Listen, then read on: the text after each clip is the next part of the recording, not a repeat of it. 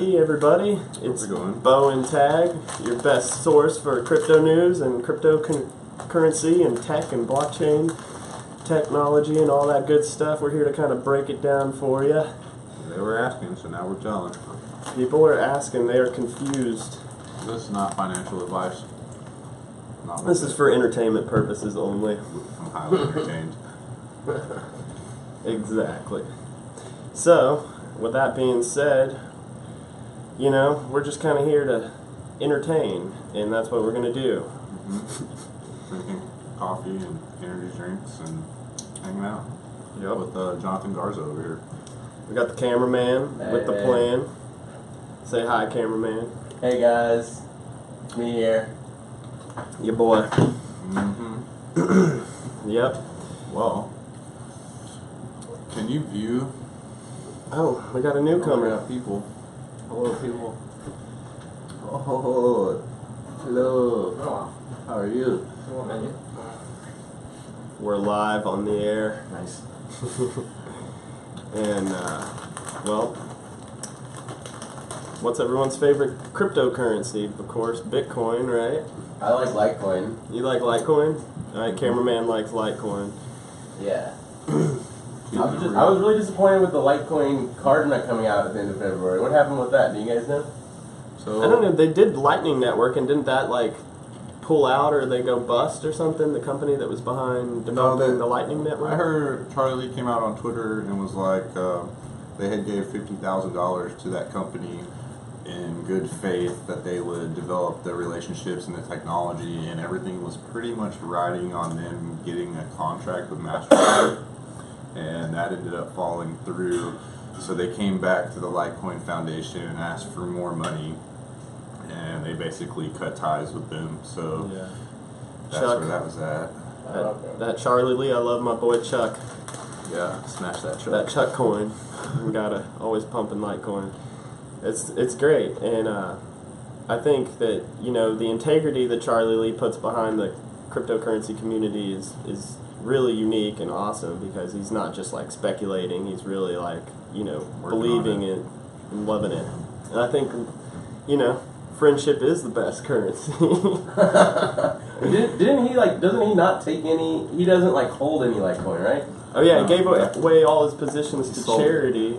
Sold it through the Litecoin Foundation. I wonder if he did that when it was at $20 or when it was at $230. I think it was up there. He did it in phases and it was up there. Oh man. Yeah, I gave away all my Litecoins in a trade though at $3. I see Litecoin at least 10xing in the next couple of years. So I mean, when it passes the all-time high, that's going to be like a blip on the radar to him selling it at the highs. Yeah, Litecoin's had it's a really funny one when it all-time high, runs all-time high is really bad compared to some coins. Bad as in because multiple all-time highs in a row, it won't just volatile. It won't just barely go over all-time high and then reverse, do a 3-day run-up of 50%, 50% all-time high, and then another new all-time high, and then a reversal. It does I feel like it does. It takes a long time to hit an old all-time high, and then it fucking runs over all-time high for a long time. I mean, when I was trading, when I would notice Bitcoin doing a major move, I could pretty much guarantee that Litecoin hadn't made the move yet on whatever Bitcoin was doing. I mean, it just doesn't move as fast as some of the other ones when you're looking at the charts like that. So it's Bitcoin will move, and then you'll have a nice little few-minute delay before Litecoin follows suit. So when it goes up, you can guarantee you can put some money in Litecoin and it's going to go up right behind Bitcoin. Or if you see Bitcoin go down, you can almost guarantee that Litecoin hasn't gone down yet but is about to. It's just a little bit more of a stable currency for trading. Litecoin then Bitcoin, or Litecoin then some of the other smaller coins? Well, Bitcoin's always the dominant one, so I mean, when the market moves, it's following or reacting to what Bitcoin's doing, unless there's some FOMO or some FUD that comes out specifically about a coin. Yeah, there's some Chinese FUD going on right now, I believe. What do you mean by FUD? Fear, uncertainty, and doubt. Just bad press, or the FUD stuff like that. Okay. And then the FOMO. Those are the two things that drive Fear the of market. missing out. You know, emotions. You know, Yeah. because You your think that- average trader's emotional person, they got their wife or whatever telling them to sell their Bitcoin now. You know, Yeah, cash out now. you got or you know, You guys, these lows. You know, how do you guys feel about like what do you think the average trader's like right now? Slash, do you think that institutional money will be coming into Bitcoin this year more? How do you feel Believe about so. institutional I mean, money? pretty much the day after taxes happened this year, you saw a very big run up, which was the very first initial of people that got their, or companies that got their tax returns out of the way, and now their company understands how much they can allocate or budget in to go do alternative sources. right? You know, like other revenues of income, and can, you know, invest in cryptocurrencies. But up until you do your taxes at the beginning of the year, you don't really know how much a company that you're controlling can actually put forth. You know, so we saw a pretty big run up pretty much April 16th after, or right, April 15th. Yeah, do you- is the Something like deadline. that. Do you I think think it that was people? Do you think that 17th. businesses When big and money people comes having in- more of an understanding, like having filed their taxes on their trading earnings this year, and then now understanding like they have filed taxes, the government approved that tax. What do you call it? Like that return. They approved your tax Yeah, return. approved I the haven't You know, return. and so now people are confident that they're not going to go to jail over their trading. Like, I they're not going to haven't jail. talked to anyone about that I knew personally about paying taxes on cryptocurrency this year, but I have read, you know, some stories of like Coinbase charging or getting a tax bill for $100,000 because they traded, you know, $10,000 or $15,000 on Coinbase, or they put in GDAX or- $10,000 on Coinbase.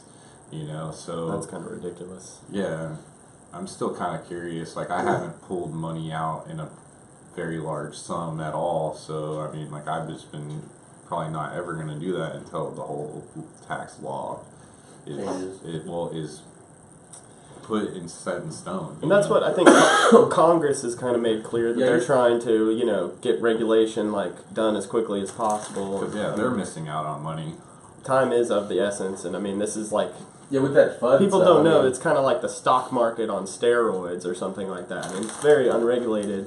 And the beta coefficient, if you know anything about finance, is very high for cryptocurrencies in general. And what you want in finance is a beta coefficient below 1, or, you know, low volatility in the markets.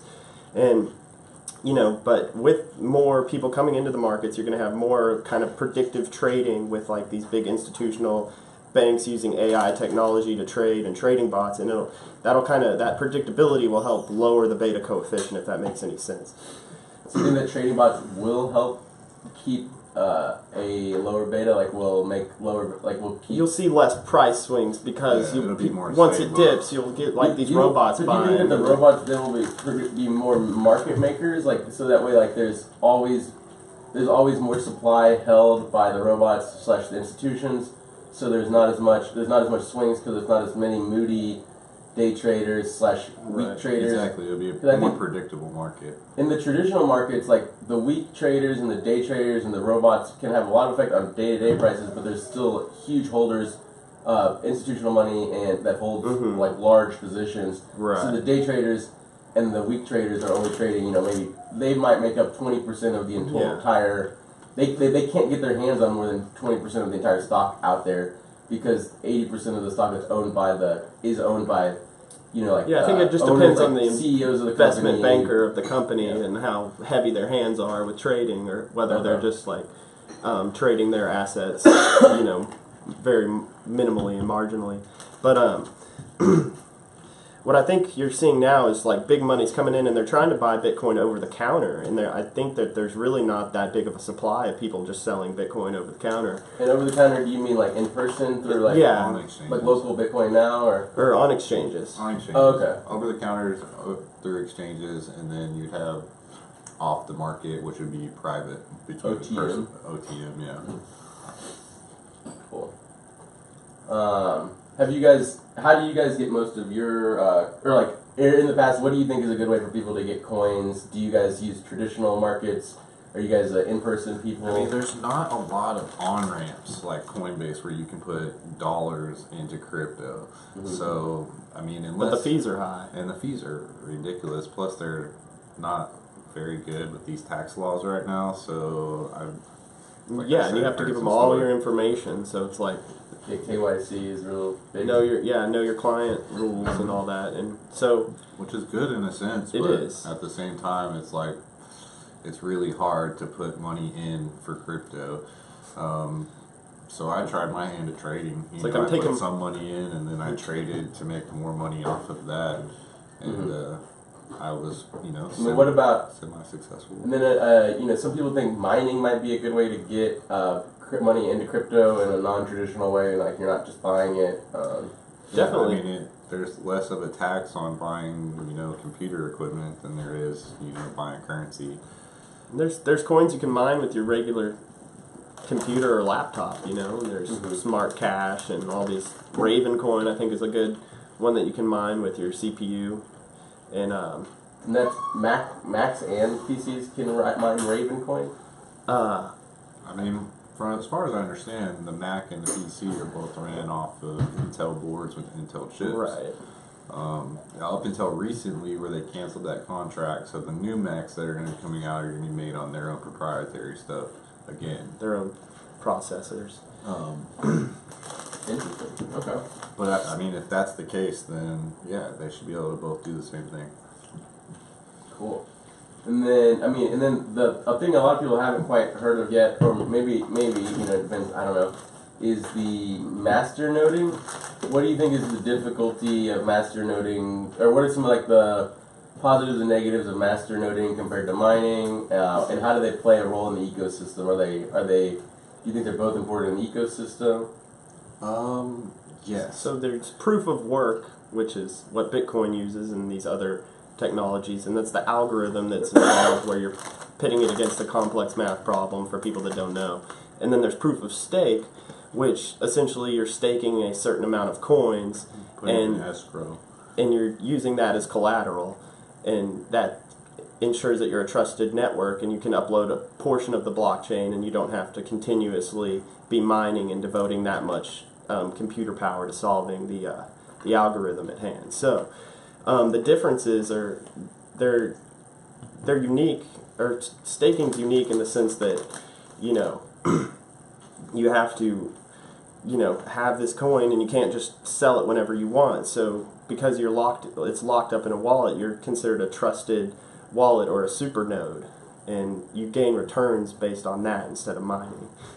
And so I think the benefits of that is that you're saving electricity, which you're helping the environment, because that's one of the cons of Bitcoin is that it's bad for the environment because of how much electricity it uses or whatever. So I think there's benefits in that sense.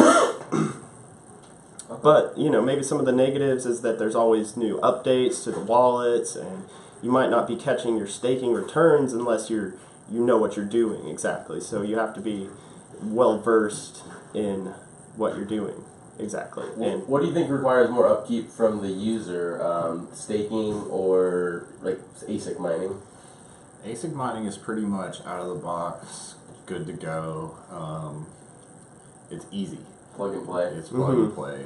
When it comes to staking, you not only have a financial stake in whatever coin you're trying to stake, but you also need to be well versed in, say, Python and Linux, being able to program in Linux. So there's not like a what do they call it? There's not a really simple way to be. You have to know how to code. Some coins have people that have developed,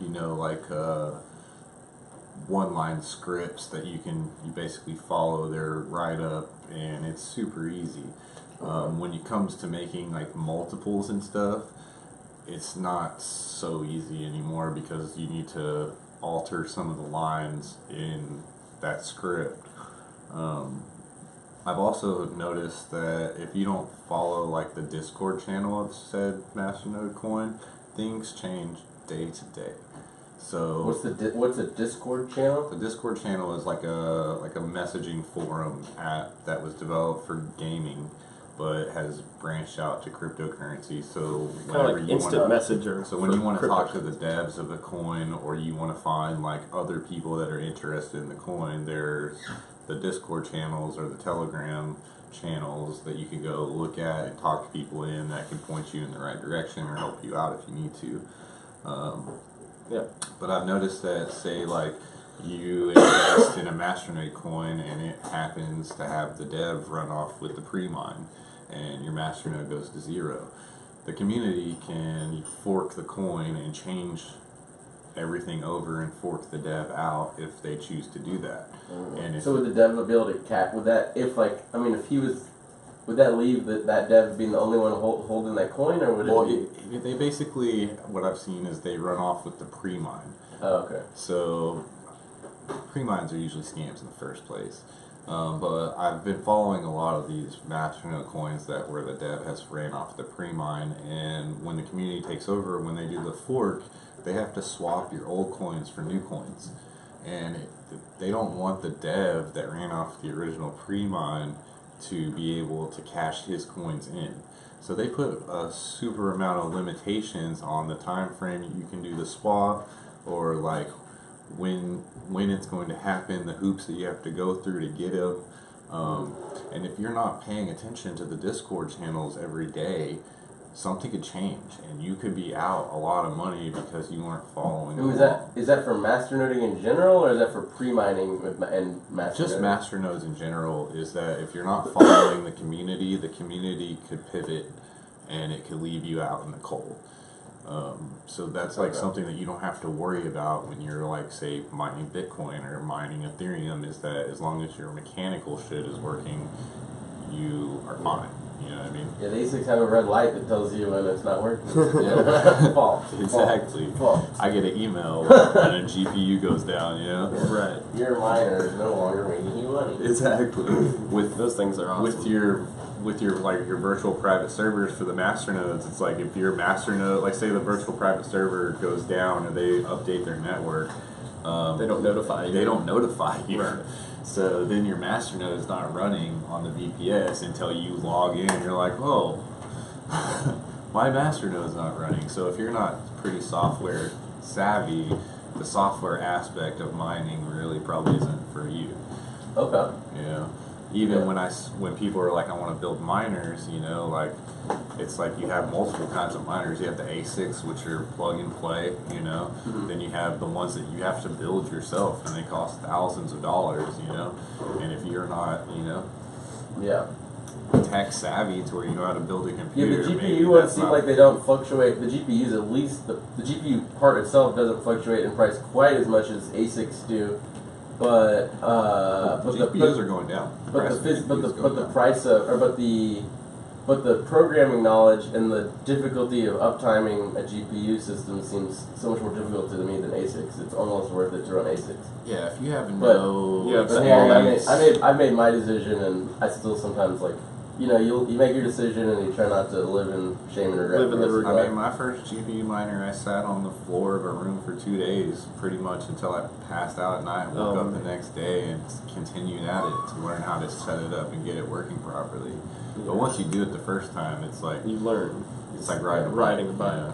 My first time buying a miner was like in 2013 from the dreaded Butterfly Labs. And that's why you don't mind, right? Or that's why he was definitely had a stigma to it when we started hanging out. I was like, I should just go buy it and speculate on the price. Like, why would I put all this money into mining, and it's just technology's going to break, you have to update it. And I just had this whole conveniently obsolete nonsense. Yeah. But, you know, it was a lesson learned. You know, I'm glad I, like, did it, and I mined a little bit for, like, a couple hours, and then it crashed, and then I never got back up?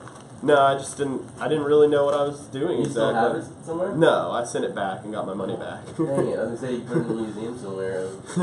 Yeah, it should go in a museum. Bad miner. Bad mining equipment. I really like going to Colorado and looking at all the old mines. I always think that we're the only people as dumb as those guys that would climb up into the cold in the mountains and try to dig a hole and find a bunch of money somewhere. You know? It's true. Almost. Same concept. Yeah. Proof of work. Alright, well, cool. What do you guys see coming in the next couple of weeks in crypto news? I mean, there's been a lot of news about NASDAQ creating an exchange for Bitcoin and things like that. So would it be on NASDAQ, or? I don't know. I think it might be its own separate exchange. Their own exchange.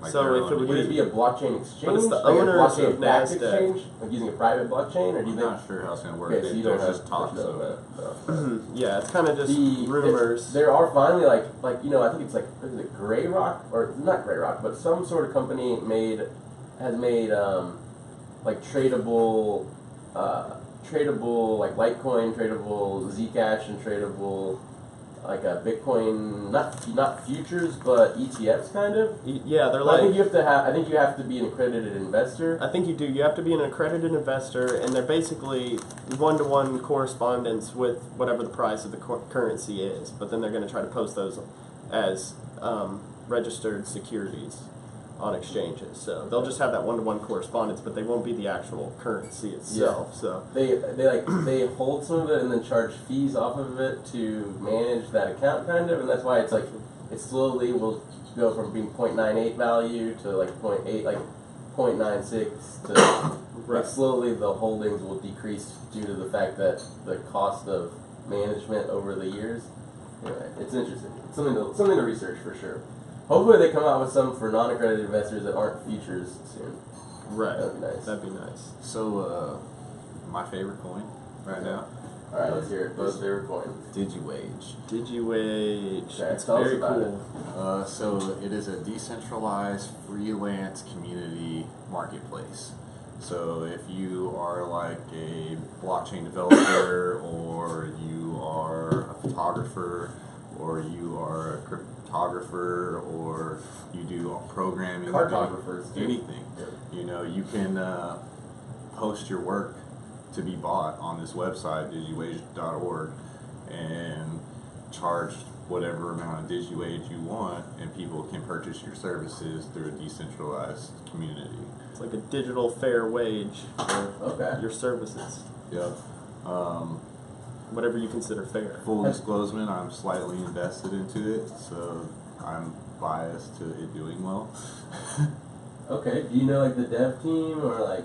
I don't. I'm in the Discord. I talk to those guys a lot. I'm a masternode holder. We're staking. Is it already working? Like, are people posting jobs and Yeah. purchasing? There's everything on there from like I'm make looking at it your right own now. cryptocurrency. People make you a cryptocurrency for fun or for your friends and stuff. To I think someone on there was like, I'll read you a bedtime story for 100 DigiWage. Oh, I would love to get some bedtime stories. wook stories at Yeah. bedtime. How are you gonna go to sleep when you're so woke? I know. For real. I'm just gonna like I'm joking. post an ad on there to tell Colin could be bedtime killing it on stories. there with the stories. Oh yeah. Colin, the best storyteller you've ever heard. I don't know about the best, but he is up there, He's top pretty good. 3 for sure. He's definitely got the weirdest collection of stuff outside of his house. I mean, our house. That should make good stories. All right. Well, Well, thanks guys for yeah. being here. I That hope, being said, we'll see you guys later. Thanks for tuning in. Tune in before you tune out.